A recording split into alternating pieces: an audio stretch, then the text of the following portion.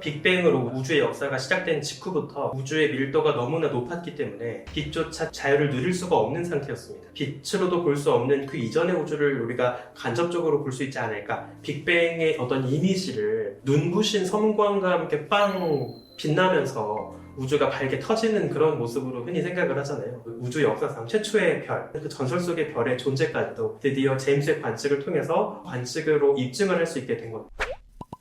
안녕하세요. 저는 은하들의 충돌과 진화를 연구하는 천문학자 우주먼지 지용배입니다. 일단 당연히 먼 거리를 보면 그만큼 먼 과거에 출발한 빛을 보는 건 맞습니다. 근데 문제가 뭐냐면 빅뱅으로 우주의 역사가 시작된 직후부터 우주에 빛이 존재한 건 아니었어요. 왜냐하면 빅뱅 직후에는 우주의 밀도가 너무나 높았기 때문에 우주가 너무 스케일이 작았고 입자도 드글드글 들끓는 스프와 같은 상태였고, 그래서 입자들을 뒤집고 빛조차 탈출할 수 없는, 빛조차 자유를 누릴 수가 없는 상태였습니다. 우리가 이 시기를 빛과 물질이 분리가 되지 않은 시기였다라고 이제 이야기를 하는데, 그래서 이 시기 동안엔 빛이 존재하지 않았기 때문에 빛을 통해서는 이때는 우리가 목격할 수가 없는 거예요. 이 이후에 우주가 더 팽창을 하고 나서 우주의 스케일이 더 넓어지고 우주의 밀도가 더 옅어지고 입자들 사이의 빈틈이 더 넓어지고, 그리고 나서 그 틈을 비집고 빛이 이제 자유롭게 퍼져 나갔을 때, 그때부터 우리가 이제 빛을 통해서 우주를 볼 수 있게 되는 거죠. 그 초반에 빛이 자유롭지 못했던 그 초반의 시기 동안은 우리가 아무리 먼 과거까지 우주를 본다 하더라도 빛을 통해서는 그 되돌아볼 수 없는 일종의 한계가 있는 겁니다.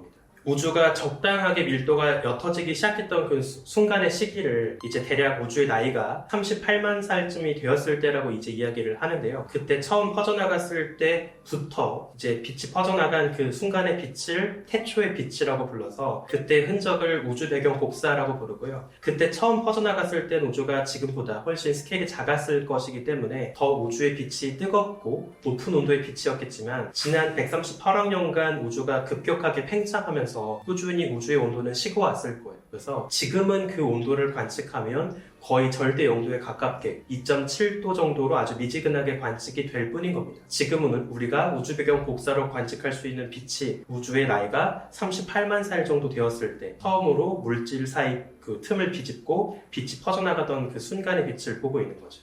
실제로 천문학자들이 기대하고 있는 분야 중에 하나가 뭐가 있냐면 뉴트리노, 중성미자라고 하죠. 중성미자를 활용한 천문학을 지금 기대하고 있는 게 하나 있습니다. 중성미자는 사실상 우주에 있는 걸 모두 다 뚫고 지나다녀요. 입자들도 다 뚫고 지나다니기 때문에 만약에 태초의 우주에서도 뉴트리노, 중성미자가 있었다면 아무리 밀도가 높은 태초의 우주였다 하더라도 역시 뉴트리노는 다 통과했을 겁니다. 그러면 빛은 너무 밀도가 높은 우주를 통과하지 못했겠지만 뉴트리노 같은 애들이 있었다면 아마도 흔적을 남기면서 자유롭게 우주를 누비고 다니지 않았을까?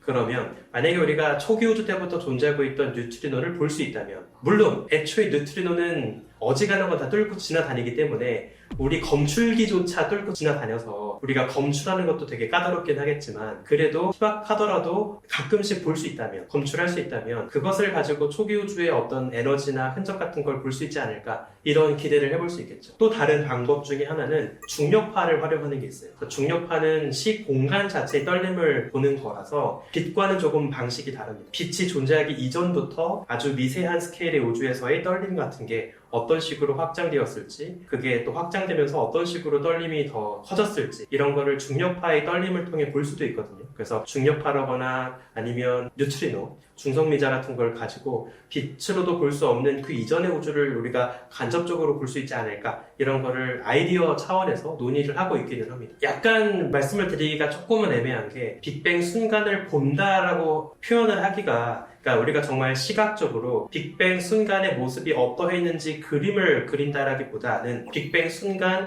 에너지가 어떤 식으로 분포했고 빅뱅 순간 물리적 현상이 어떤 식으로 벌어졌는지를 우리가 수학적으로 기술할 수 있게 되는 것이지, 그거를 진짜 사진 찍듯이 어떤 인증샷을 찍는 건 아닐 거예요. 중력파나 중성미자 관측을 통해서 어떤 물리 현상이 벌어졌었는지를 간접적으로 파악하는 것일 뿐, 실제로 어떤 그림을 딱 찍는 건 아닐 거라서 빅뱅 순간을 본다라고 표현을 하기 좀 애매할 수 있을 것 같습니다. 제2온화라고 하는 게 어떤 시기인지부터 좀 간단하게 설명을 드리면 좋을 것 같은데요. 우주 초기에 되게 재밌는 시기가 있었습니다. 우주가 천천히 나이를 먹으면서 처음부터 별과 은하가 있지 않았어요. 초반에는 별과 은하도 존재하지 않는 암흑 시기, 다크 에이지라고 하는 시기가 있었습니다. 초반에 아까 말씀드린 것처럼 한창 동안 들끓는 스프와 같은 시기가 있었고요. 너무나 온도가 높다 보니까 원자핵도 전자도 결합할 수 없을 정도로 에너지가 굉장히 높은 시기가 있었습니다. 그러니까 따지고 보면 우주는 초기에 모든 원자가 이온화된 상태로 존재했던 거죠. 처음부터 우주는 이온화된 상태로 출발을 했던 겁니다. 그러다가 우주가 천천히 팽창하고 나이를 먹고 안정화되면서 천천히 따로 놀고 있던 원자핵과 전자가 서로 결합을 하게 되고요. 그렇게 우주 최초로 원자가 만들어집니다. 그래서 이 과정에서 이제 최초의 원자핵이 만들어지게 되고요. 우리가 이러한 과정을 우주 최초의 일종의 핵융합, 빅뱅 핵융합이라고 이제 부르게 되는 거죠. 이 과정을 통해서 빅뱅 이후 처음으로 우주는 수소 원자 아니면 헬륨 원자 같은 1세대 원자들을 만들게 되는 거예요. 그리고 이 과정에서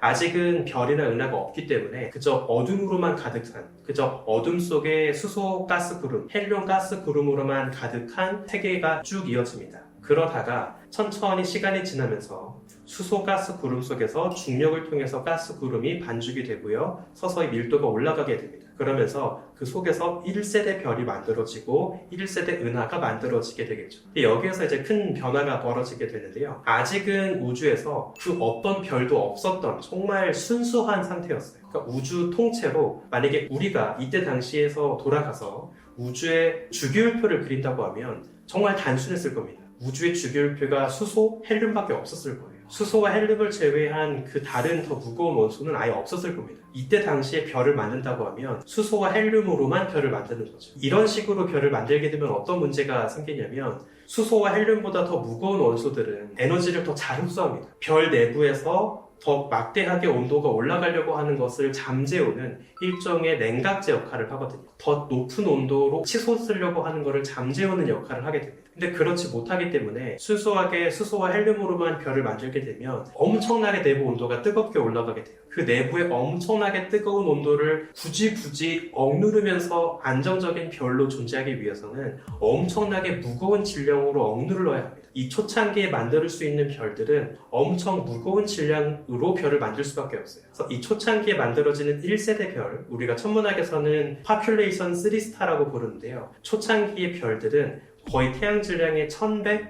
혹은 500배 엄청나게 무거운 질량으로 만들어지게 됩니다. 근데 이제 문제가 또 뭐냐면 별은 질량이 무거우면 무거울수록 엄청나게 수명이 짧아집니다. 이 초창기에 존재했던 1세대 별들은 아주 잠깐 존재했다가 고작 수천 년 혹은 수만 년 정도 존재했다가 금방 터지고 사라져요. 아주 질량이 무겁기 때문에 아주 막대한 에너지를 터뜨리면서 금방 사라졌던 것으로 추정하고 있습니다. 이때 존재하고 있던 1세대 별들은 자신 주변을 에워싸고 있던 수소가스 구름들을 순식간에 이온화시키면서 이제 사라졌던 것으로 추정을 하고 있고요. 그러면서 우주가 다시 한번 통째로 이온화되는 제2온화 시기가 벌어졌을 것이다 라고 이제 추정을 하는 거죠. 그래서 많은 천문학자들은 빅뱅 직후에 우주가 너무 통째로 뜨거워서 처음부터 이온화가 되었던 첫 번째 이온화 시기가 있었고, 잠깐 동안 아무런 별도 은하도 없었던 암흑 시기를 지나고 나서 다시 우주 최초로 만들어진 급격하게 뜨거운 별들 때문에 다시 우주가 통째로 이온화되었던 두 번째 이온화 시기가 있었다라고 해서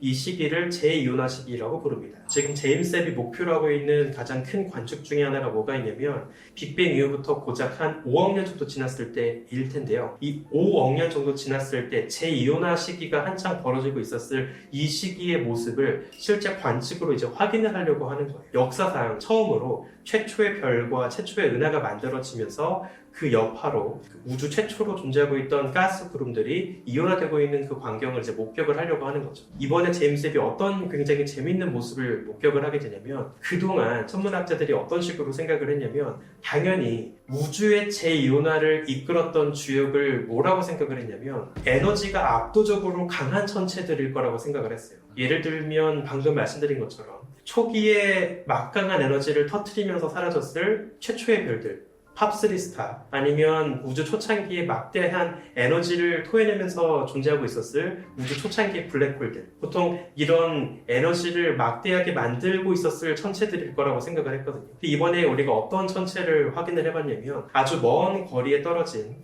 아주 왜소한 은하를 관측을 하게 됩니다. 그래서 우리가 이런 은하를 뭐라고 부르냐면 울트라 드워프 페인트 갤럭시라고 부르거든요. 아주 왜소하고 흐릿한 은하라고 불러요. 근데 보통 이런 은하들은 우리가 무시를 해왔습니다. 왜냐면 겉보기에도 굉장히 덩치가 작고 밝기가 어둡다 보니까 이런 왜소한 은하들만 가지고는 우리가 생각했던 우주 초창기의 그 전체 이온화를 모두 채우기에는 부족할 거다라고 생각을 했던 거죠. 근데 놀랍게도 이번에 관측을 해보니까 이 왜소한 은하들이 생각보다 아주 밝은 빛을 내보내고 있는 거예요. 이 왜소 은하들도 초기 우주에서 꽤 강한 빛을 낼 수 있었고 이것들이 우주 초창기에서 체 이온화에 꽤 중요한 역할을 할 수 있었다는 걸 이번에 새로 발견하게 되었던 거예요. 우주가 만들어지고 나서 5억 년에서 6억 년 정도 동안은 애초에 별 자체가 만들어지지 못했기 때문에 빛을 내는 천체라는 것 자체가 없는 거예요. 그러니까 별 없이 그냥 암흑 시기라고 부르는 시기가 쭉 이어지는 거죠. 그러다가 5억 년, 6억 년 정도가 지나고 나서 처음으로 별, 은하 이런 게 만들어지기 시작을 하고요. 이때부터 스물스물 빛을 내뿜기 시작을 하면서 그 밝은 빛을 통해서 우주가 다시 한번 이온화가 되는 시기를 겪게 되는 거죠. 그 시기를 우리가 제2온화라고 부르게 되는 겁니다. 그래서 많은 분들이 말씀하신 것처럼 빅뱅의 어떤 이미지를 눈부신 섬광과 함께 빵 빛나면서 우주가 밝게 터지는 그런 모습으로 흔히 생각을 하잖아요. 근데 전혀 그렇지 않습니다. 빅뱅은 그냥 순식간에 우주 시공간이 빠르게 팽창하면서 초반에만 드글드글 들끓고 있던 입자들로 잠깐 채워져 있었을 뿐이고요. 우주의 스케일이 순식간에 넓어지면서 우주가 점점 차갑게 식어가고 입자들이 만들어지고 아주 긴 시간 동안 수억 년 동안 그냥 아무것도 존재하고 있지 않은 그냥 텅 빈 암흑의 시기가 아주 오랫동안 이어지고 있었을 뿐인 거죠. 그렇게 아무것도 없는 텅 빈 시기가 쭉 수억 년간 이어지고 있다가 그 이후에서야 스물스물 중력을 통해서 물질이 모이고 반죽이 되면서 서서히 최초의 별이 만들어지고 그제서야 우주에서 뭔가 반짝반짝 빛나기 시작했던 겁니다. 방금 소개를 드린 건 우주 역사상 처음으로 우주 가스구름에서 그 원자핵과 전자를 떼어내는 이온화를 시켰던 제2온화 순간에 근접한 그 순간의 모습을 관측한 이야기를 드린 거고요. 이제는 정말로 천문학자들이 그토록 보고 싶었던 우주 최초의 별, 파퓰레이션 3스타라고 하는 최초의 별의 모습을 관측한 이야기를 좀 드리면 좋을 것 같은데요. 사실 이 이야기의 시작은 제임스 웹 이전에 허블 우주망원경의 발견부터 출발을 합니다. 앞서서 2016년에 허블 망원경이 어떤 관측을 하게 되냐면 큰 곰자리 북두칠성자리 방향에서 굉장히 먼 거리에 떨어진 한 원시 은하를 포착을 하게 돼요. 이게 얼마나 먼 거리에 떨어져 있냐면 330억 광년 거리에 떨어져 있습니다. 그러니까 지금으로부터 한 거의 130억 년 전의 빛을 간직하고 있는 아주 먼 은하인데요. 아주 흐릿한 불그스름한 얼룩의 모습을 하고 있는 은하예요. 이 은하의 이름은 GN-G11이라고 하는 은하이고요. 이 은하가 처음 발견되었을 때까지만 해도 굉장히 먼 은하여서 허블 망원경으로 발견된 역대 가장 먼 거리에 떨어진 은하라는 타이틀을 이제 가지게 되었습니다. 당시에 이 은하가 이제 발견되었을 때 우리 은하보다 질량이 고작 1%밖에 안 되는 굉장히 왜소한 은하로 이제 확인이 되었어요. 근데 이건 굉장히 당연했던 것이 아주 먼 거리에 떨어진 은하였기 때문에 그 먼 거리에 떨어진 만큼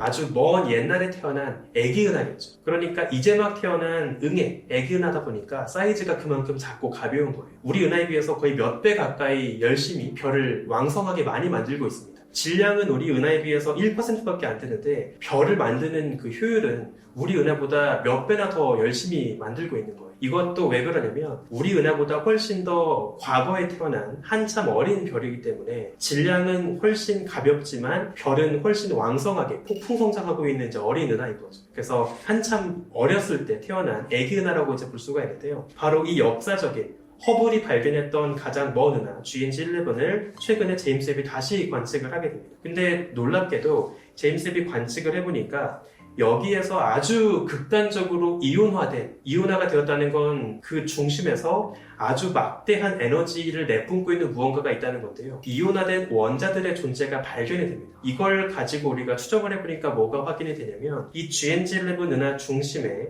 거의 태양 질량이 한 600만 배나 되는 아주 무거운 질량을 갖고 있는 블랙홀이 있다는 게 확인이 돼요. 이건 엄청 놀라운 발견입니다. 왜냐하면 우리 은하 중심에 살고 있는 궁수자리 A스타 그 블랙홀의 질량이 태양 질량의 400만 배 정도 되거든요. 이 GN-G11 은하 전체 질량은 우리 은하 질량의 1%입니다. 1%밖에 안 되는 꼬꼬마 은하 중심에 살고 있는 블랙홀의 질량이 거의 우리 은하가 품고 있는 그 블랙홀의 질량에 맞먹는다는 거예요. 엄청나게 덩치에 안 맞게 아주 거대한 블랙홀을 품고 있다는 거죠. 이걸 통해 우리가 알 수 있는 거 뭐냐면 초기 우주에서 갓 태어난 왜소한 아기 은하들이 아주 빠르게 그 중심에서 그 블랙홀들의 성장이 벌어지고 있다. 블랙홀들의 폭풍 성장이 활발하게 벌어지고 있다는 걸 알 수 있고요. 또 그 중심에서 얼마나 빠르게 물질 분출이 벌어지고 있는지를 관측을 해보니까 800에서 1000km/s의 속도로 아주 빠르게 물질이 뿜어져 나오고 있는 게 이제 관측이 됩니다. 그래서 이걸 통해서 아주 왕성하게 활발하게 에너지를 내뿜고 있는 활동성 블랙홀이 존재하고 있다는 것도 우리가 확인을 할 수 있습니다. 게다가 그 은하 주변에 헤일로라고 하는 영역에서도 우리가 이제 관측을 해보게 되는데요.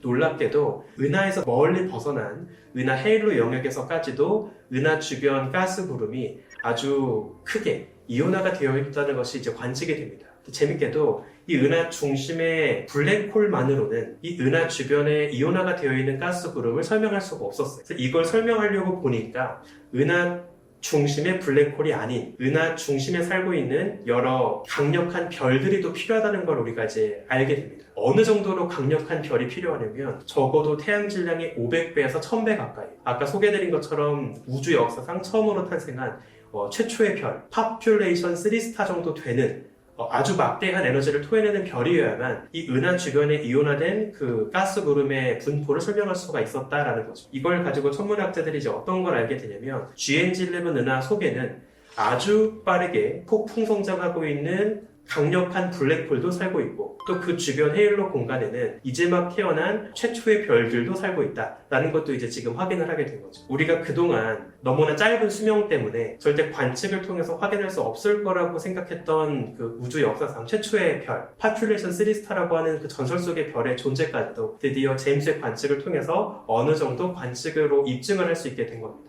그래서 우리가 생각해 볼 수 있는 것이 제임스의 관측을 통해서 우리가 안타깝지만 빅뱅이 벌어진 그 순간은 직접 볼 수 없지만 그래도 빅뱅 이후 벌어진 우주 역사의 첫 페이지라고 볼 수 있는 재이온화 순간의 모습, 그리고 우주 역사상 첫 번째 별들이 빛나고 있는 모습, 이런 것들의 모습에 가까운 순간들은 이제 얼추 흐릿하게나마 볼 수 있다는 거예요. 그래서 정말 시뮬레이션으로나마 재현할 수 있었던 우주 역사 속의 첫 순간들을 이제 실제 그 사진들을 가지고 우리가 분석할 수 있게 되었다는 거죠. 이거는 이제 최근에 그 천문학자들이 다음 제임스의 관측 계획을 준비하고 있는 이야기가 있어서 제가 짧게 준비한 이야기인데요. 아마 여러분들 외계 행성 관측하는 거는 이제 많이 들어보셨을 겁니다. 그 별을 중심으로 외계 행성이 빙글빙글 돌고 있을 때 외계 행성이 중심별 앞을 가리고 지나가면 그만큼 별빛이 어두워져 보이고, 그때 주기적으로 별빛이 어두워져 보이는 현상, 트랜짓이라고 하는 현상을 활용해서 외계 행성의 존재를 확인한다라고 이제 우리가 알고 있잖아요. 근데 만약에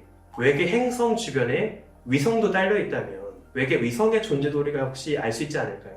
이제 그 도전을 제임스 웹이 하려고 하는 겁니다. 이제 우리가 왜 외계 위성의 그 존재까지 관심을 갖게 되냐면, 태양계를 봤을 때 목성은 가스 행성이니까 생명체를 기대할 수 없겠죠. 하지만 목성 주변에 얼음 위성들이 있습니다. 즉 만약에 외계 위성, 그 외계 행성들에서도 외계 행성 자체는 그 생명체를 기대할 수 없는 재미없는 가스 행성이지만 그 가스형 외계 행성 주변에 목성 주변 유로파나 토성 주변의 엔셀라두스처럼 생명체를 기대할 수 있는 얼음 위성이 있다면 행성 주변의 위성에는 우리가 주목할 수 있는 거잖아요. 드디어 이제 제임스 같이 더 선명한 눈으로 볼 수 있는 망원경이 있으니까 외계 행성 넘어 외계 위성까지 보자는 거죠. 그래서 어떤 방식으로 이제 우리가 관측을 해볼 수 있냐면 외계 행성과 똑같습니다. 외계 행성과 외계 위성이 동시에 중심별 앞을 가리고 지나간다면 외계 행성보다는 더 미세한 밝기 변화이긴 하겠지만 외계 위성이 중심별 앞을 가리고 지나갈 때 아주 미세한 밝기 변화가 또 동시에 벌어질 거예요. 그러면